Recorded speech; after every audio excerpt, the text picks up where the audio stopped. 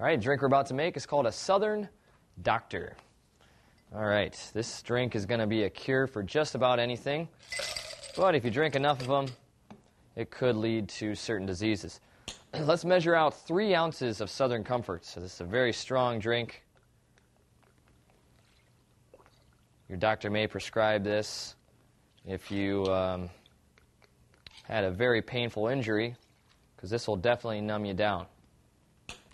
Now we're going to add the Dr. Pepper. All right.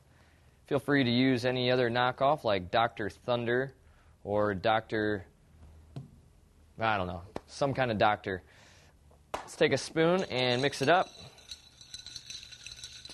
And obviously if you want to tone down the Southern Doctor a little bit, you don't have to add 3 ounces.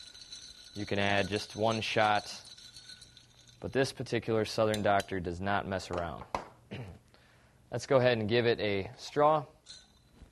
And bottoms up.